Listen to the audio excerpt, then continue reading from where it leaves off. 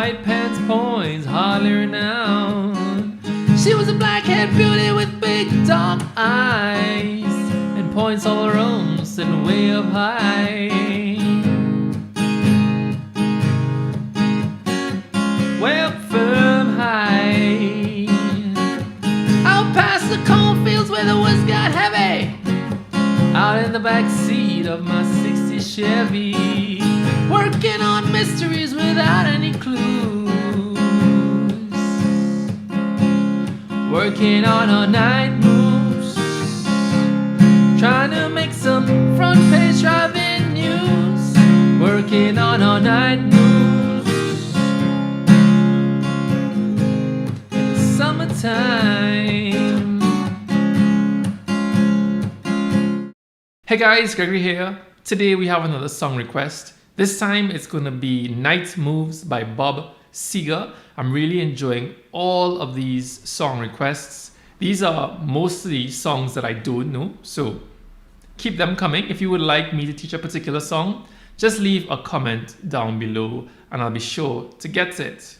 Now this song I would say is fairly tricky, really because of the rhythm, the strumming pattern. There are going to be a lot of up strums in there, and there are some chord changes that happen a bit fast, and there's a chord change that happens also on an up strum. But I'll explain this more as we get into the lesson. The song itself, I'm going to break it up into, I think, 4 main parts. We have the verse, chorus, bridge, and outro. The bridge and outro are fairly simple once you get the hang of the song. The trickiest part really is getting the hang of the verse. So, as always, if you enjoy lessons like this, feel free to like, share, and subscribe, as it will help me to grow the channel. Let's get to the lesson. As always, let's start with the chords, but before we do that, I must mention that to play this song, it would be a good idea to have a capo on the first fret. If you don't have a capo, you can still do everything I show you in this video. It'll just sound a little bit lower than the original.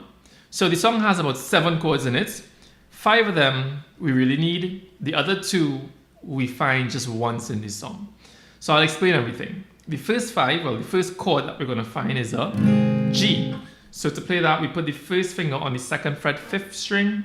Middle finger goes on the 3rd fret 6th string. And the 3rd finger is on the opposite end on the 3rd fret 1st string. And we can strum all 6 for G. Alright, so the second chord that we find is an F.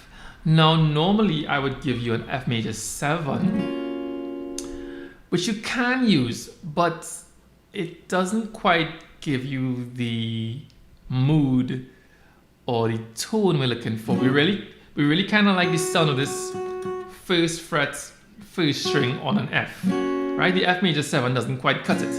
So if you're accustomed to me giving you F major 7, you can still use it, but a regular F major would suit a lot better.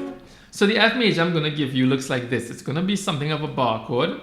We're going to bar just 2 strings on the 1st fret. So the 1st finger goes on the 1st fret and it bars the 1st and the 2nd strings. The middle finger goes on the 2nd fret 3rd string. 3rd finger goes on the 3rd fret 5th string. And the pinky goes below that on the 3rd fret 4th string, and we can strum 5 strings for F. So here's a little tip. To play this F, if you were to look at the joints on these fingers, if you have trouble playing this F, you really want to pull. I'll try to take a picture of my hand and put it somewhere. You really want to make sure that these joints are right in front of the neck. You don't want them any further out in front of the neck, and you don't want them behind the neck. So your hand is sort of angled and the joints are just in front of the neck. And the first finger, let's think of this as the last joint. The last joint on the first finger is definitely hidden because we don't necessarily want that joint to be in front of the neck, because that would make it a bit harder for the first finger to bar less strings. Okay, so I'll take a picture of my hand the way I would position it before I hold the F and then after, so that you could kind of see, or maybe I'll take like a little video and put it on the screen. Right? Trust me, this would really help you to get this F to feel a bit more comfortable. Instead of having your whole hand drop like this, which is not really the best way to hold it. You can play like this, but it's not the best way to hold this type of F. It's better for your hand to be kind of grabbing the neck, and it feels really comfortable to play this F and to go to other open chords. So that is F, all right? The next chord we're going to find is a C, and that's the third finger on the 3rd fret 5th string. Middle finger goes on the 2nd fret 4th string, and the first finger goes on the 1st fret 2nd string. And we can strum 5 strings, the 5th to the 1st for C. All right, when we get to the chorus, the first chord we find is an E minor.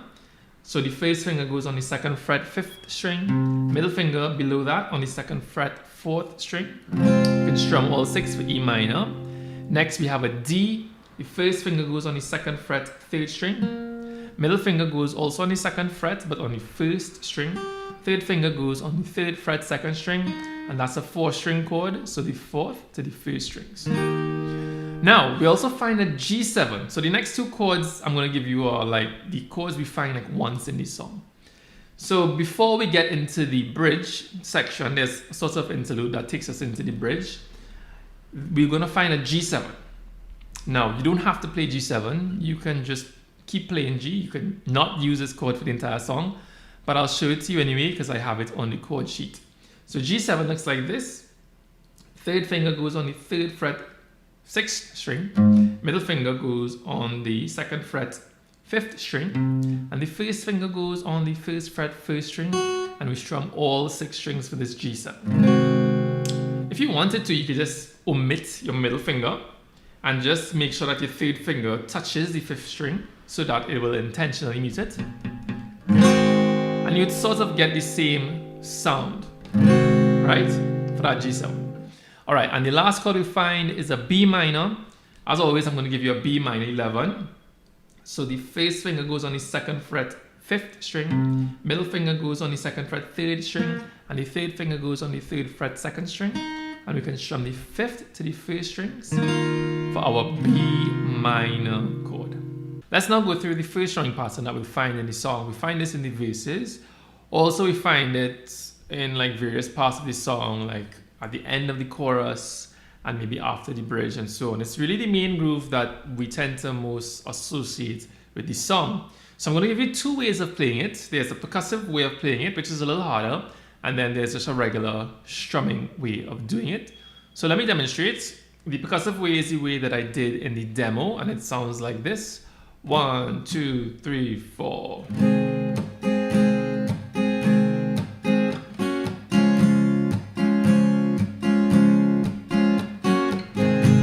Right? And then the other way of doing it without the percussive strumming sounds like this. 1, 2, 3, 4.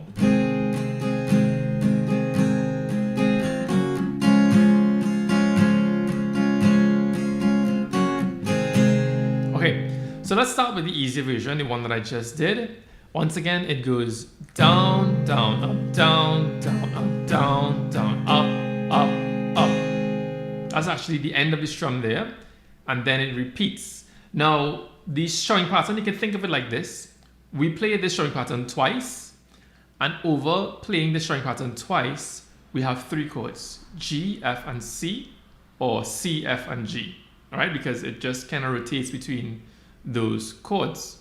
So, what we can do is let us just practice the movement on your right hand by just holding 1 chord, and then I'll explain where the chord changes happen. So let's just hold G and play after 4. 1, 2, 3, 4. So down, down, up, down, down, up, down, down, up, up, up. It ends right there. 1, 2, 3, 4. Down, down, up, down, down, up, down, down, up, up, up. Let's do it one more time like that, and then we'll try it by putting it together. So 1, 2, 3, 4. Down, down, up, down, down, up, down, down, up, up, up. Now let's try to loop the strumming pattern. 1, 2, 3, 4. Down, down, up, down, down, up, down, down, up, up, up, down, down, up, down, down, up, down, down, up, up, down, down, up, down, down, up, down, down, up, up, down, down, up, down, down, up, down, down, up, up, up. All let's figure out where the chord changes happen. So it starts on a G, I suppose, and then the F and the C come in on an up strum, which is a little strange because most songs we tend to feel the new chord on the down beat, which is a lot easier to feel and to get. So you'll really have to slow down to get this one. So the F, after the G, the F comes in here. We have down, down, up, down, down, up, down, down, up. And then the F is the next up, up. And then the C is the next up. So what you might want to do is you want to allow your brain to know how far you really go in that strumming pattern before you have to move anything. So practice this. Down, down, up, down, down, up, down, down, up. Right? Just do that over and over, confidently and quickly. Dam, ba, da, bam, ba, da, bam, ba, da. Bam, ba, da, da, da, da, down, down, up. Down, down, up, down, down, up, down, down, up.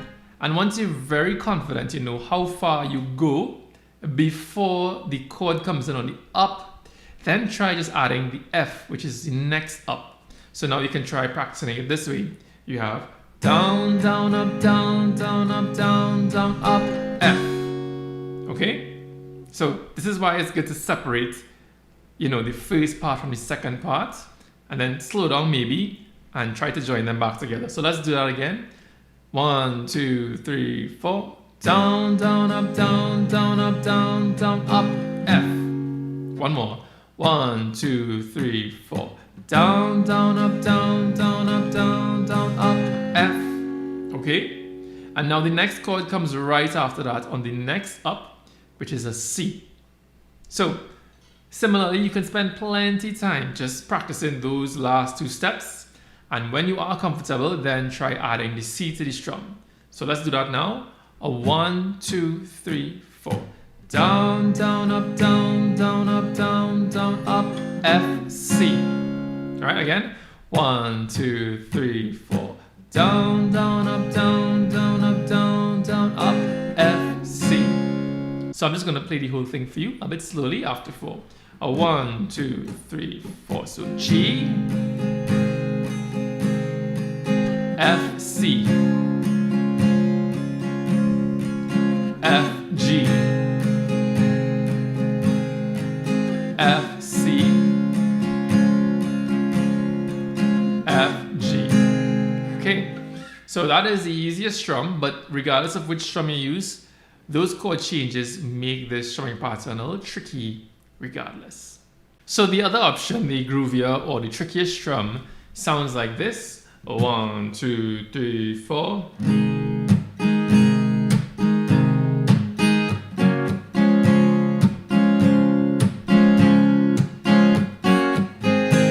And what I'm doing, I'm creating a sort of percussive sound in the way that I strum certain beats. All right, so we could create this sound in two ways, or we could create this accent in two ways. The first way is to do what we call a percussive muting strum. And that is done by sort of muting the strings while we're going down and then strumming immediately after. It's sort of two steps, but it must sound like one thing. So if I'm strumming down and then a percussive mute, I have this sort of movement. So the side of the hand comes onto the strings and then I strum immediately after. Okay? You really don't want it to be like a 1, 2, because then you get two sounds or two effects. All right, so practice it. You can practice it as two things, 1, 2, 1, 2, but you must aim to get it as one thing, 1, 2, 1, 2, sort of like that. Okay, I don't want to get too much into detail into how to do it because that would take a bit longer to explain, and I think this video is already going to be quite long. So feel free to just search on YouTube for percussive strumming or percussive muting lesson. If I do create one in the future, I will attach it to this video. So for the percussive mutes in this string pattern, we can do that technique. Or if you want, you can just mute the string. So a mute would just be after strumming. You just take the side of the hand and you hit the strings. So that would sound like this.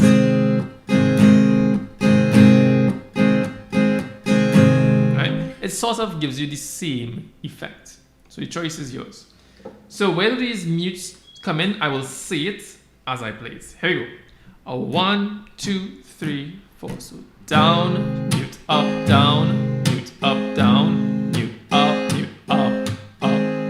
Okay? Now I'm gonna try to do it with the chords. Hopefully I won't mess it up. It's hard to say and play. So 1, 2, 3, 4. So down, mute, up, down, mute, up, down, mute, up, mute, up, mute, up, down, mute, up, down, mute, up, down, mute, up, mute, up, mute, up, down, mute. Okay, thankfully I did that well. So the next thing to do is to practice it. Now, to get the hang of this, if you're not already used to it, it would be a very good idea to break it up. So I'll give you the two parts of the strum itself that you need to work on to get the hang of it. Once you've got the hang of the actual technique of muting. So practice this alone for a while. We have down, mute, up, down, mute, up, down, mute, up, down. Over and over. Ba, ba, dam, da, dam, da, dam. Right? We're sort of making an exercise out of the strumming pattern. And then the second thing you'd want to practice to help you to learn the strumming pattern overall is this. Right? So we start with an up strum, and on the down we do the percussive mute or regular mute. So we have up, mute, up, mute, up, mute, up, mute. Right? That's the second thing you can practice. So the first thing once more is down, mute, up, down, mute, up, down, mute, up, down. Do that over and over. And the second thing is up, mute, up, mute, up, mute, up, mute. Right? In fact, to add on to the second thing, you can do if you were to add the chords to it, it should go like this rather. So from G, up, mute, F, mute, C, which is the end part of the strumming pattern. So you have up, mute, F, mute, up, down. Up, mute, F, mute, up, down. Right? So all I'm explaining here is I really want you to break it up because it is tricky. And I know this is a bit technical for the usual type of lesson that I put out, but this song is really fun, you know? So do those things and then try to put it back together with the strumming pattern. So what I'll do now is I'm going to play strumming pattern a couple times slowly. So once you've got the hang of everything else I said before, you can come back here and try to put it all together. So I'm going to use the chords in this song after 4. 1, 2, 1, 2, 3. So G.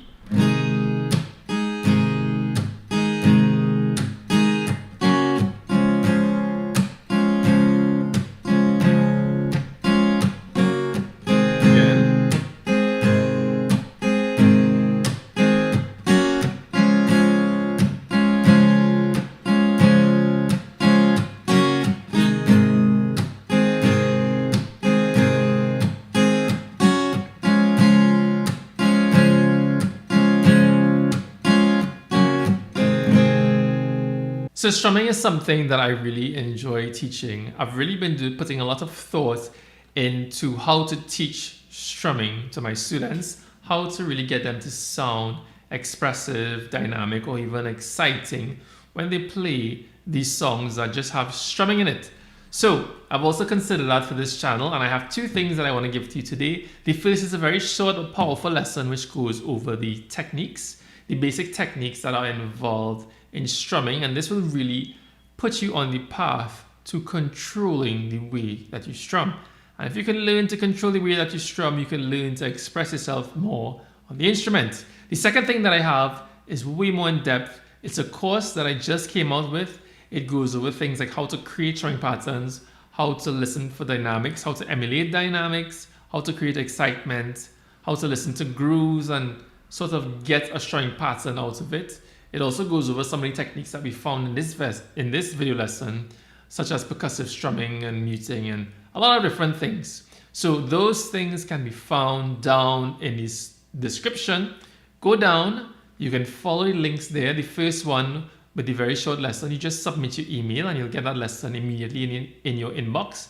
The second one, the course, it will take you to a link to my website but you can check out the course if you so like. So guys, I'm always looking to improve. So I am always interested in teaching strumming to my students. If you can improve the way that you strum, you can really begin to sound more dynamic or more interesting to the listener. So I have two things for you. The first one is a very short but powerful lesson which goes over the techniques, I should say, that are involved in strumming that will really help you to control the way that you strum. And of course, if you learn to control the way that you strum, you'll become more expressive as a player. The second thing I have is something that's way more in depth. It goes through things like dynamics, technique, rhythm, the things that you need to really understand to be able to control and express yourself way more when it comes to playing. It really helps you to become more of a self-sufficient player. So these things can be found down in the description. Go down there and follow the links. To get the 3-minute short lesson, you just have to submit your email. And to get the lesson, well, just follow the link to my website and it will give you all the information you need to get the course. Now let's talk about the strumming pattern we'll find in the chorus. So it sounds like this. I'll play it over the chords, E minor, D, and C. 1, 2, 3, 4.